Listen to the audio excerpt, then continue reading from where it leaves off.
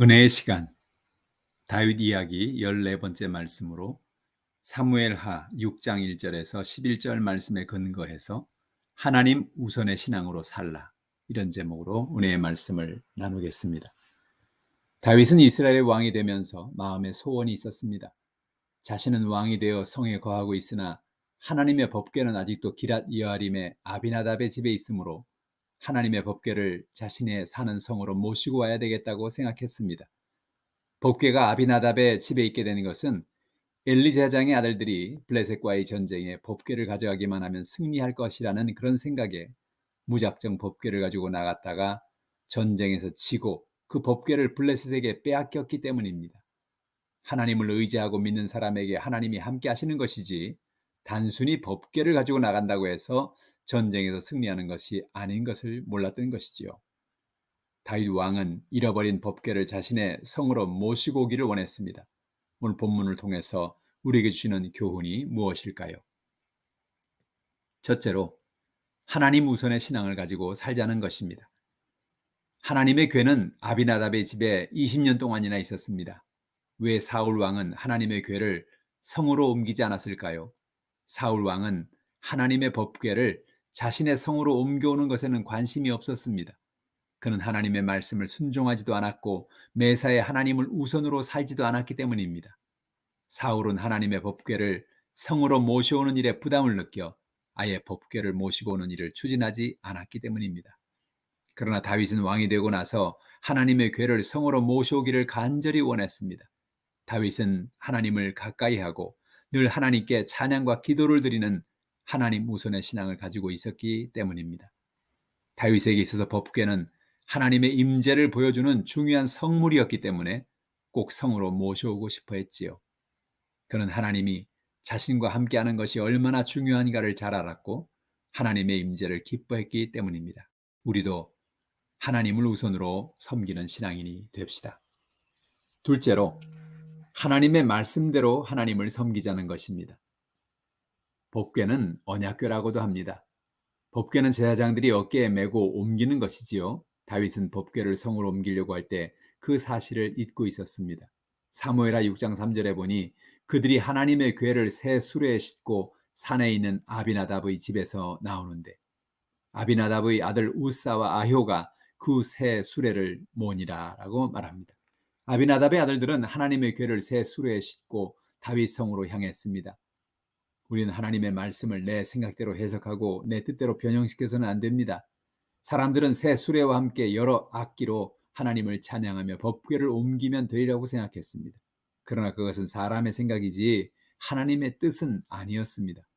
블레셋에서 아비나답의 집까지 소가 끄는 수레로 왔으니 이제 수레로 가져가도 되리라고 생각했는지도 모릅니다.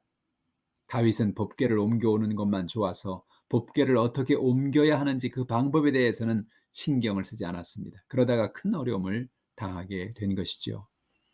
하나님의 거룩한 법궤는 어떤 일이 있어도 사람의 손으로 만져서는 안 됩니다. 하나님은 법궤를 옮길 때 사람들이 법궤를 직접 만지지 않게 하기 위해서 법궤를 맬 수 있는 채를 넣도록 고리를 만들게 하셨습니다. 직접 법궤에 손이 닿지 않도록 하기 위한 배려였죠. 법궤를 수레에 싣고 오다가 나곤의 타작마당에서 소들이 뛰어 법궤가 떨어질 것 같아서 우사는 자신도 모르게 법궤를 붙들었습니다. 자신은 법궤를 보호한다고 한 일이었지만 그는 법궤에 손을 대었다가 그 자리에서 죽었습니다. 참으로 두려운 일입니다. 사무엘하 6장 6절로 7절 이렇게 말합니다. 그들이 나곤의 타작마당에 이르러서는 소들이 뛰므로 우사가 손을 들어 하나님의 궤를 붙들었더니 여호와 하나님이 우사가 잘못함으로 말미암아 진노하사 그를 그곳에서 치시니 그가 거기 하나님의 궤 곁에서 죽으니라 라고 말합니다. 이것은 하나님의 거룩한 것에 손을 대는 것이 얼마나 무서운 결과를 가져오는가를 보여준 것입니다. 처음부터 법궤를 메고 왔으면 좋았을 것인데 법궤를 수레에 싣고 가다가 이런 일이 생기게 된 것이죠. 이는 다윗으로 하여금 두려움 속에 빠져들게 만들었습니다. 자신이 법궤를 가져오는 것이 하나님의 뜻이 아닌지 다시 한번 생각하게 된 것입니다. 우리는 자기 생각에 좋은 대로 하나님을 믿을 것이 아니라 하나님의 말씀을 따라서 믿어야 합니다. 셋째로, 하나님의 은혜에 감사라는 것입니다. 다윗은 법궤로 인해서 우사가 죽었으므로 법궤를 다윗성으로 옮기기 전에 오벳 에돔의 집에 모시기로 했습니다. 다윗은 하나님이 오벳 에돔의 집에 복을 주시는 것을 보고 나서야 하나님의 진노가 풀린 것을 알게 되고 안심했습니다. 다윗은 이번에는 법궤를 메어서 성으로 옮기기로 결단했습니다. 그는 법궤를 성으로 옮기면서 얼마나 기뻤던지 하나님 앞에서 춤을 추었습니다. 사무엘하 6장 14절에 보니 다윗이 여호와 앞에서 힘을 다하여 춤을 추는데 그때 다윗이 배에 에봇을 입었더라. 다윗은 하나님이 자신을 이스라엘의 주권자로 삼으신 그 은혜가 너무나 감사해서 하나님의 법궤가 돌아올 때 하나님의 법궤 앞에서 춤추며 기뻐했습니다. 사람들이 자신을 보든지 말든지 그는 오로지 하나님만 바라보고 춤을 추었습니다. 오늘 우리도 하나님을 섬길 때 이와 같이 하나님을 기뻐하고 감사하며 살아갑시다. 우리는 하나님 우선의 신앙을 가지고 살아야 합니다.